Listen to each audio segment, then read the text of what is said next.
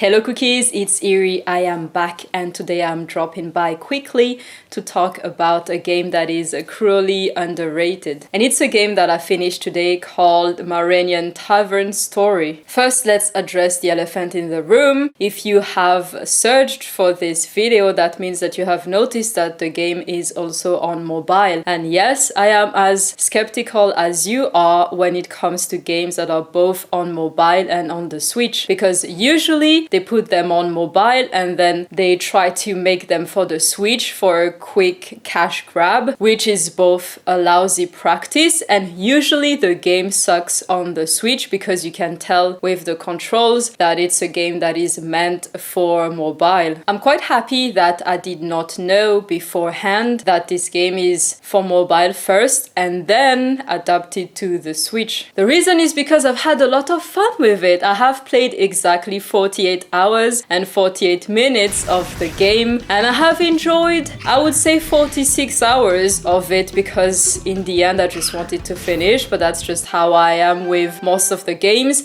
And also at the beginning of the game I had a little bit of a hard time getting into it, I think for maybe 1 hour, but then as soon as I understood how it worked, I got hooked. And I dare say that it is one of my favorite games of 2022. Let us first talk about the bad things about the game. So apart from the fact that it was first meant for mobile, which is not always bad, especially in this case, I checked out the mobile version and I can tell you that on the Switch it is way better. I think the controls and what you're supposed to do work much better on the Switch than on mobile. I had no problems at all with the controls, apart from jewels that I had to Google what they were for, because even when I finished the game I still never had to use the jewels, and when I Googled, people were talking about how they are currencies that you can use on mobile. So I guess they did not remove the jewel aspect of the game when transferring it to the Switch, but it hasn't really bothered me. I only noticed at the end and I thought, I have a lot of jewels, but what are they for? And they're not actually relevant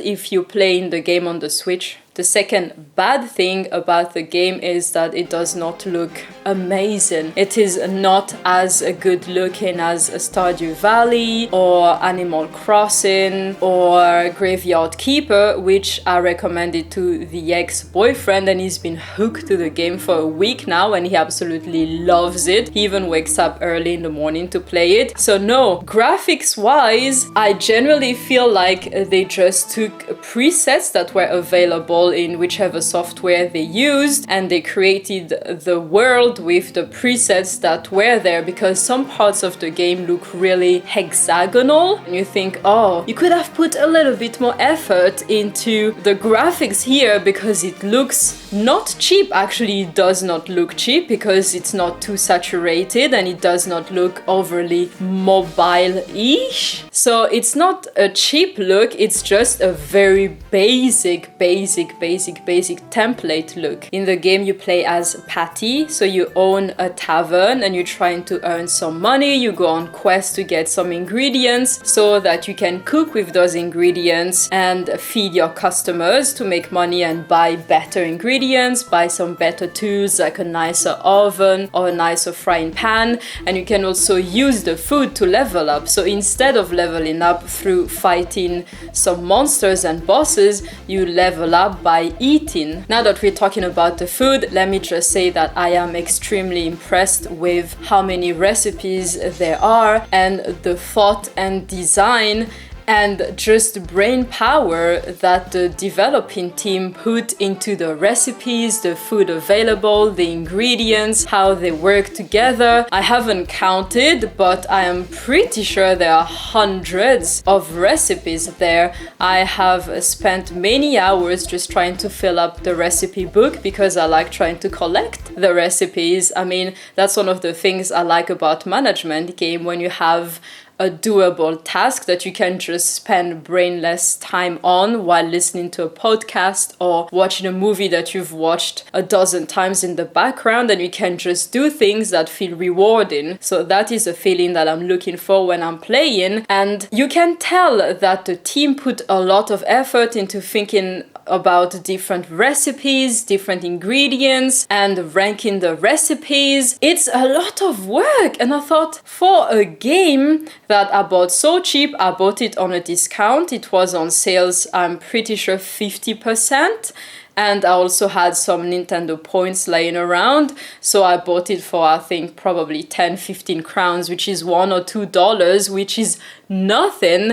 And for me, the value for money is 20 out of 10, because they put so much time and effort into the recipes, how the food looks like, and then all the characters have a backstory. There is a clear story, a main story, and then there are a lot of side stories. But what I like is that the story is interesting enough, and there's enough work for you to know more about the different characters and to understand the main adventure more, but it doesn't require a lot of brain power. So even if you accidentally skip part of the dialogue, you can still understand what is going on, and you never feel like you're entirely lost. And there are also a lot of wholesome moments in the game when they talk about self-esteem, or they talk about some things that you yourself as a person can feel sometimes, and it feels like the game is trying to do some free therapy on you, so you feel better about yourself and don't beat yourself up too much about the things that you have done or haven't done,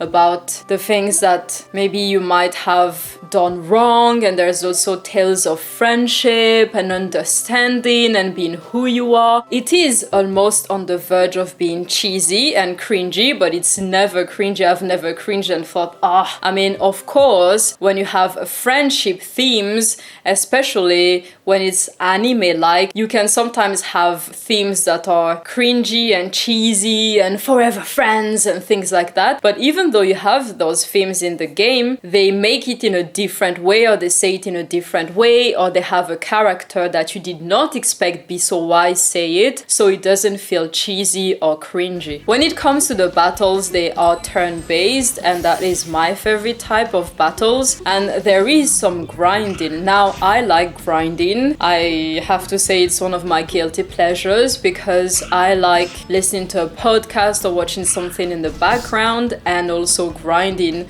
away. So I did that a lot with... It took me 3 minutes to remember the game is called Cozy Grove, and that is so embarrassing, because I've spent hours on end doing Cozy Grove and grinding in it while listening to podcasts. I did that a lot last summer, but I do not like grinding too much. So there are games that I haven't finished yet, and I frankly don't want to continue at the moment because there's just way too much grinding. In Marenian Tavern Story, there is some grinding, but it's never felt like, oh, now I have to grind for 3 days before I can do this or that. For example, yesterday evening I started to grind to defeat the final boss, and I defeated the final boss this morning. And no, I didn't stay awake the whole night. I grinded probably half an hour yesterday and half an hour this morning, and then I defeated the final boss. So it was not a whole day, a whole week of grinding even to defeat the final boss. The one thing that I don't like about Animal Crossing is that there is too much freedom, and I know that is quite weird to say, but Animal Crossing stresses me out a lot. I feel a lot of anxiety because people think that choice is freedom, but choice for me is anxiety. When you have a buffet, if you have 50 dishes and someone tells you that all of those dishes are worth $500, but you're only allowed to pick 4, and let's say that all of them are your favorites and they are delicious and you only have to pick 4 of them, you're going to get stressed, or at least I would get stressed out.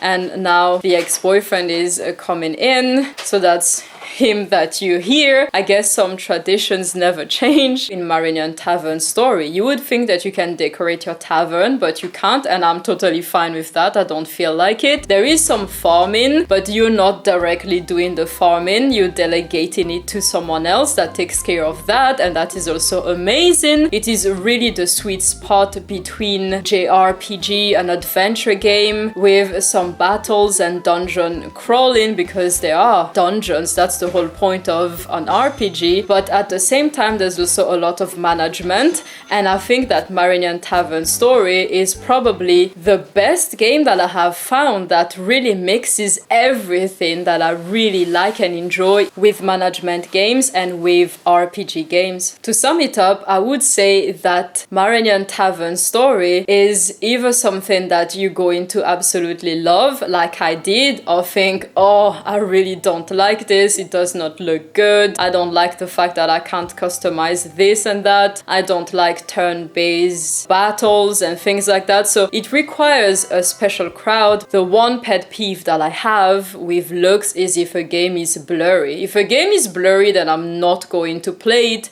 It does not matter if the story is amazing, the characters are so fun, the whatever, it could be made of pure gold and whatnot. If a game is blurry, it's just not for me, and this game is never blurry. A quick anecdote that might help someone: when I started to play the game, I got extremely frustrated because I did not know that when you save, when you play again, you don't click on continue, you click on load. When you click on continue, it brings you back to when the autosave saved. I did not know that, and I was always so frustrated because I thought, oh, every time I save and I play the game, it brings me back to 10 minutes or 15 minutes before I saved, and I thought that was a huge flaw, and I started to rant about it to the best friend and complain about, now I know why it was so cheap, it was such a good game, I really loved it, but of course something had to be bad. And no, I discovered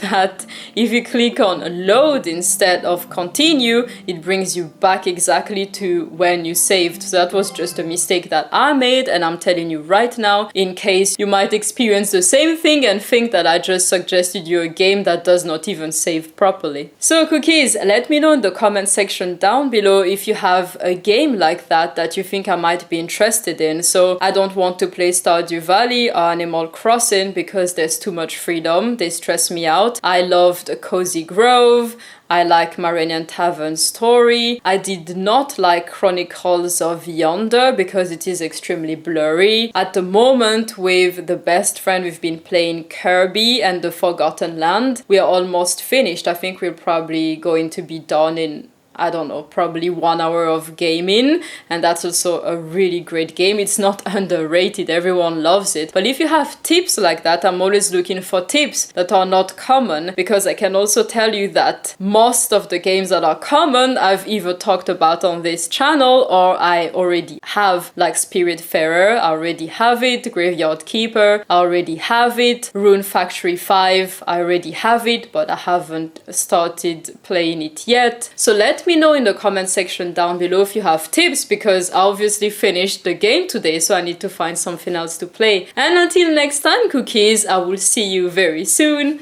Bye bye!